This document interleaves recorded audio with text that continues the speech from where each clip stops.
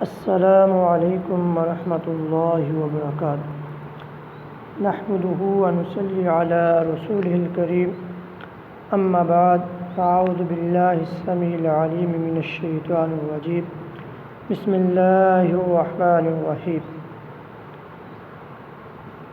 ہم چند ایسے اعمال کا تذکرہ کرتے ہیں جن کے سبب ہماری دعائیں قبول نہیں ہوتی۔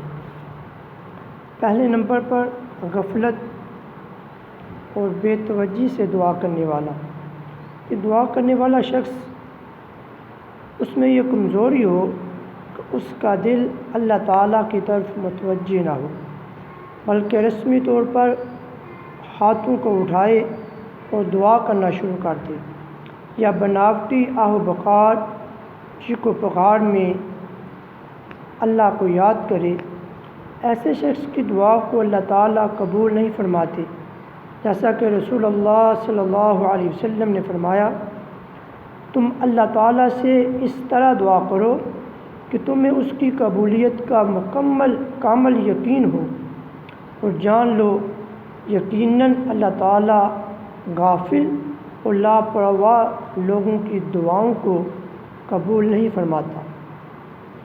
دوسرے نمبر پر گناہ اور قطع تلقی کی دعا کرنے والا۔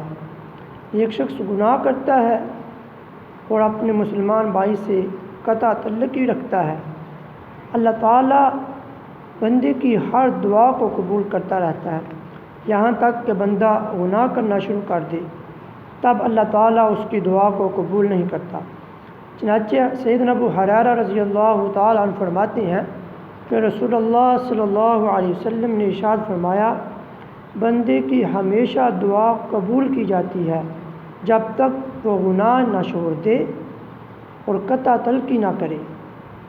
یعنی کہ جب انسان گناہ کرنا شروع کر دیتا ہے اس وقت اس کی دعا کو اللہ قبول نہیں کرتے، اور جو شخص اپنے مسلمان بھائی سے قطع تلقی رکھتا ہے اس کی دعا کو بھی اللہ تعالیٰ قبول نہیں فرماتے۔ حرام کھانے والا۔ تیسرے نمبر پر حرام کھانے والا۔ دعا کی قبولیت میں ایک رکاوٹ حرام بھی ہے کہ مثلاً کھانا پینا، پہننا، جائے اقامت اور سواری میں حرام مال استعمال ہو، ذریعہ آمدنی حرام مالوں پر مشتمل ہو، حرام کاموں پہ مشتمل ہو، ایسے آدمی کی ہوئی دعا کبھی بھی قبول نہیں ہوتی۔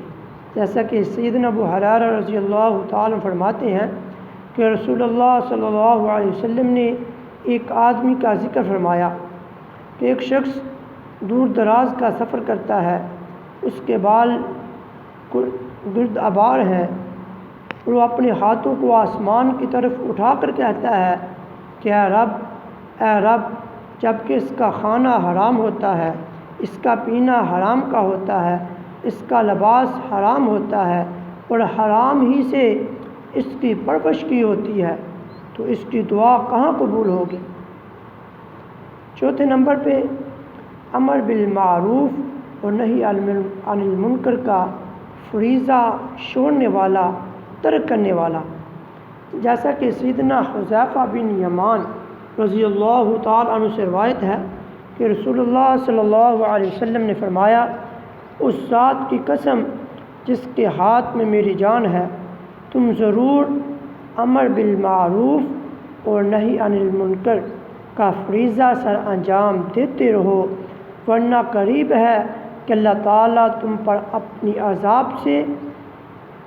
اپنی طرف سے تم پر عذاب بھیج دے، اور پھر تم دعا کرو گے مگر وہ دعا قبول نہیں ہوگی۔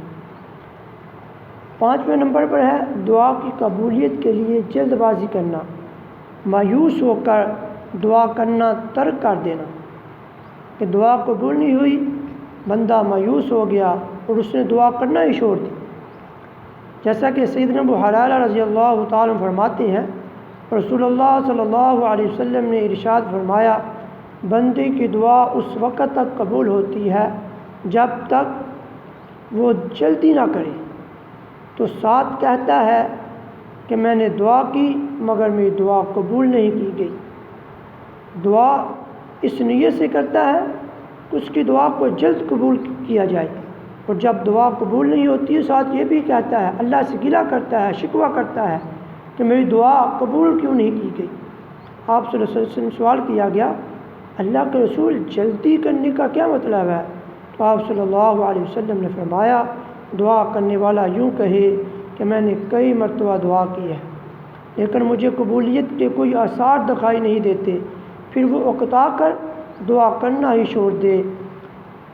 یاد رہے، دعا میں جلدی کرنے کا مطلب یہ نہیں کہ انسان یہ دعا کرے کہ اللہ میری یہ دعا جلدی قبول فرما، بلکہ جلد بازی اکتا کر دعا کرنا چھوڑ دینا ہے۔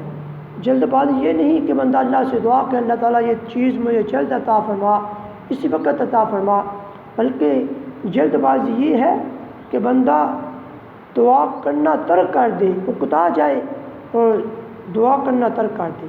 اس لیے اگر انسان کی مراد پوری نہ ہو تو اسے مسلسل دعا کرتے رہنا چاہیے۔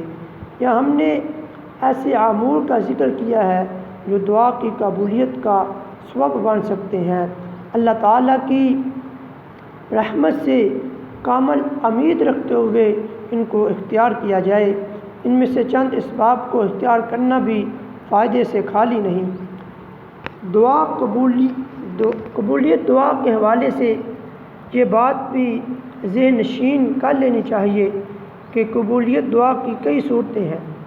پہلے نمبر پر اس کی دعا کو قبول کر کے اس کا مطالبہ پورا کر دیا جاتا ہے کہ بندے نے جو دعا کی اللہ تعالیٰ نے اس کی دعا کو قبول کیا، اور جو اس نے اللہ تعالیٰ سے مطالبہ کیا مانگا اللہ تعالیٰ نے پورا کر دیا۔ دوسرے نمبر پر اس کی دعا کو ذخیرہ آخرت بنا دی جاتی ہے، اور تیسرے نمبر پر یا اس کی دعا کی وجہ سے اس پر آنے والی مصیبت کو ٹال دیا جاتا ہے، یعنی کہ وہ اللہ سے دعا کرتا ہے، اللہ تعالیٰ پہلے نمبر پر اس کی دعا کو فوری قبول فرما لیتے ہیں۔ دوسرے نمبر پر اگر دعا کو قبول نہیں فرماتے تو اس کی آخرت کے لیے ذخیرہ بن جاتی ہے، قیامت کے دن اس کو اس کا بدلہ دیا جاتا ہے۔ اور تیسرے نمبر پر اس پر آنے والی اس دعا کے نتیجے میں، اس دعا کے بدلے میں اس شخص پر آنے والی آفت مصیبت کو اللہ تعالیٰ ٹال دیتی ہیں، دور فرما دیتی ہیں۔ جیسا کہ سیدنا ابو سعید خدری رضی اللہ تعالی عنہ سے روایت ہے کہ رسول اللہ صلی اللہ علیہ وسلم نے ارشاد فرمایا، جب بھی کوئی مسلمان دعا کرتا ہے جس میں نافرمانی، رشتہ داری توڑنا نہ ہو، تو اللہ تعالیٰ اسے 3 چیزوں میں سے ایک چیز عطا فرما دیتے ہیں۔ یہاں تو اس کی دعا کو جلد قبول کر لیتے ہیں، یا آخرت کے لیے اس کے لیے ذخیرہ بنا دیا جاتا ہے، یا اس کے برابر کسی مصیبت کو دور فرما دیتا ہے۔ صحابہ کرام نے عرض کیا، پھر تو ہم کثرت سے دعا کریں گے؟ تو آپ صلی اللہ علیہ وسلم نے فرمایا، اللہ کی رحمت، اللہ کا فضل بہت زیادہ ہے۔ اللہ تعالیٰ سے دعا ہے اللہ ہمیں ایسے عمل کرنے کی توفیق عطا فرمائے جو اللہ کو پسند ہوں، اللہ ہم سے راضی ہو جائے۔ اللہ تعالیٰ سے دعا کرتے ہیں کہ مولا کریم کہ رمضان المبارک کا بابرکت رحمتوں والا مہینہ جو کہ ہم سے جدا ہو رہا ہے، اللہ تعالیٰ اس میں کیے گئے اعمال کو شرف قبولیت عطا فرمائے۔ اللہ تعالیٰ ہمارے روزوں کو شرف قبولیت عطا فرمائے، ہمارے قیام کو، ہماری عبادات کو شرف قبولیت عطا فرمائے، اور ہمارے لیے ذخیرہ آخرت بنائے، نجات کا ذریعہ بنائے۔ اللہ تعالیٰ ہم سب کی بخشش اور مغفرت فرمائے۔ اللہ تعالیٰ جو اس دنیا سے چلے گئے ان کو کرور جنت کی بہاریں نازل فرمائے۔ وآخر دعوانا ان الحمد للہ رب العالمین۔ السلام علیکم ورحمۃ اللہ وبرکاتہ۔